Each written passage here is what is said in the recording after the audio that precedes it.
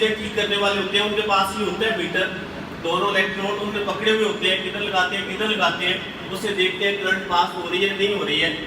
ECG machine इसी असूल पर काम करती है। इवन ईसीजी मशीन को समझे कि वो गैल्वानोमीटर ही है। और इसको अब नेक्स्ट सेगमेंट जो उसके बाद क्या होता है,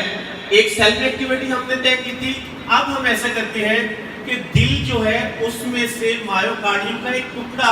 छोटा सा पीस उठा के हम यहाँ रखते हैं, तो उसमें क्या सूरत बनती है, ये मोटी मोटी सी बात, ये मायोकार्डियम का एक टुकड़ा मैंने काट के यहाँ पे रख दिया है। अब इसमें एक सेल तो नहीं है, इसमें बहुत ज्यादा सेल है, बहुत ज्यादा सेल ऐसे मौजूद हैं और ये एक दूसरे के साथ स्पेशल गैप जंक्शन जो मैंने पिछली दफा भी कहा था उसके साथ जुड़े हुए हैं। और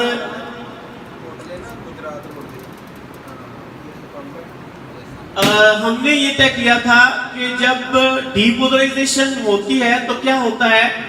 कि केटाइन्स सेल के अंदर दाखिल होते हैं